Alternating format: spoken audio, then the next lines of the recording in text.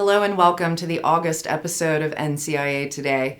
I'm your host, Bethany Moore, NCIA's Communications Manager.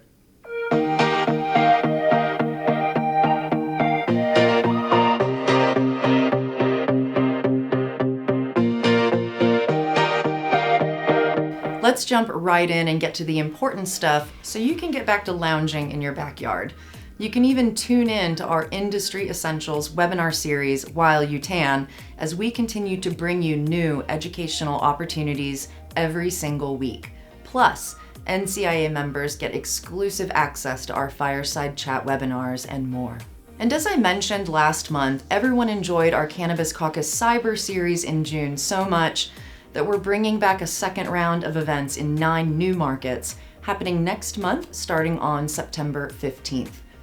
The Cannabis Caucus Cyber events are only accessible to NCIA members, so if you aren't yet part of your industry's trade association, be sure to become one today so you can join us in cyberspace in September. These events offer unique marketing opportunities for companies looking to put their brand in front of the cannabis industry's most influential community. Sponsorship packages start as low as $700. If your company's interested, reach out to our business development team today. Also, NCIA's membership manager, Tahir Johnson, has been working closely with our Diversity, Equity, and Inclusion Committee and Equity Scholarship recipients, and diving into conversations every week on Facebook Live, hosting cannabis industry operators, advocates, and allies to discuss issues related to social equity and highlight their experiences, challenges, and success stories as people of color in the cannabis industry.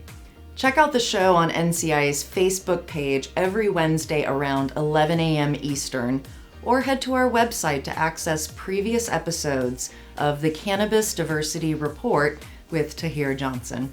This year's Board of Directors nomination and election process kicks off now. From September 1st until September 30th, we're accepting nominations from active NCIA members who want to be responsible for contributing to the organization financially, help to build membership, and serve as volunteer leaders for the organization.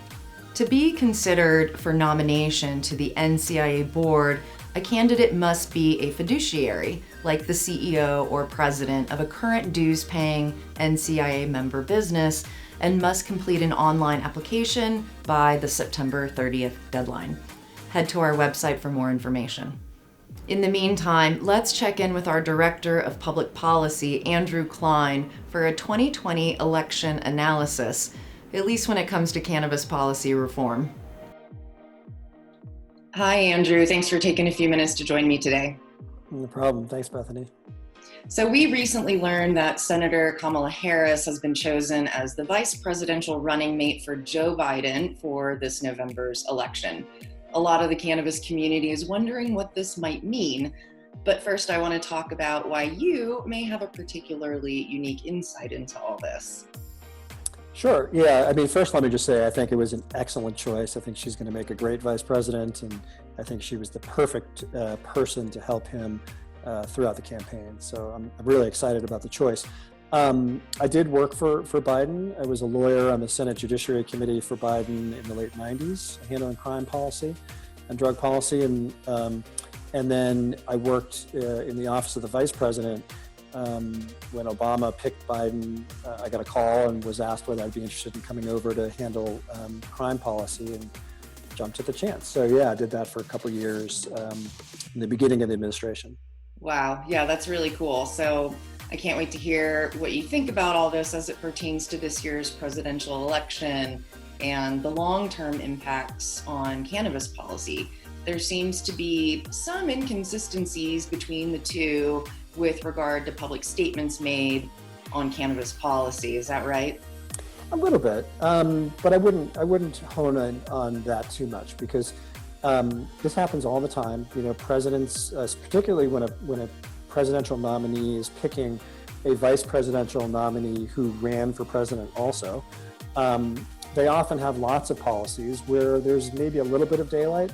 But I think, you know, in his choice of Kamala Harris, that they're really pretty aligned on most issues. And there's a little bit of daylight on the marijuana issue, but not a lot, particularly in light of recent developments from the Criminal Justice Task Force. So as you may know, when Bernie Sanders agreed to drop out, one of the things that he did was he said, hey, Vice President Biden, can we agree on some policy positions that will influence the Democratic platform? And one of them was on criminal justice reform. And so that Criminal Justice Task Force issued some recommendations, which were ultimately adopted by the DNC for the platform for the convention. And so, it's administration policy now. And basically that platform called for decriminalization, which is great. It basically means people can't get arrested for cannabis anymore, and it'll be like a parking ticket. They're going to legalize medicinal marijuana, which obviously is critically important. There are hundreds of thousands of patients throughout the country, a few million actually, who are accessing important medicine for anything from epilepsy to chronic pain. And so, we want to keep that train moving, obviously. They said that they would respect state rights on recreational cannabis, which is terrific because we've got, 11 states who have embraced recreational cannabis and are deriving significant tax revenue from those sales. And so we want to keep those businesses up and running, of course.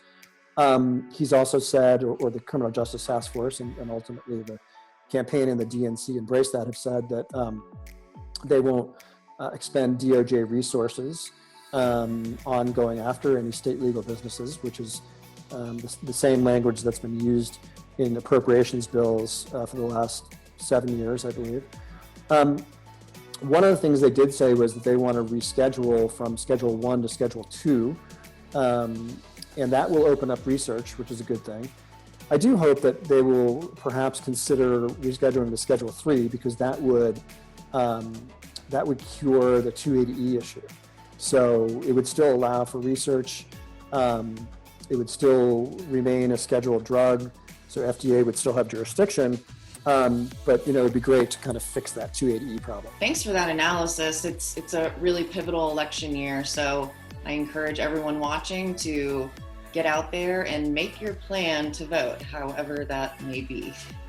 Vote early. Vote early. Thank you, Andrew. Have a good one. Thanks, Bethany. Before we wrap up this episode, here's a few reminders. In order to protect the health of our community, NCIA's national and regional events will not be taking place in person until 2021. But wait, 2020 isn't totally canceled. In lieu of the in-person events this year, we'll hold a 3-day landmark virtual event showcasing our class-leading educational programming and continued focus on advocacy and community in serving the industry. The Cannabis Business Summit Cyber Experience is scheduled for November 10th through 12th this year. Admission is free for members and registration is open at cannabisbusinesssummit.com, with early bird pricing available to everyone else. NCIA's powerful webinar series, Industry Essentials, also brings you new learning opportunities every week. So be sure to register you and your team in advance to secure your spot. Access to our webinars and virtual events are completely free for NCIA members. The unexpected disruption to our 2020 events program that I mentioned earlier has a serious financial impact on NCIA's operations. Please make sure that your cannabis business is a member of NCIA or consider making a donation to NCIA during this difficult time. If you're not following our social media channels on Twitter, Facebook, LinkedIn, and Instagram, check out all the great content and inspiration we're sharing.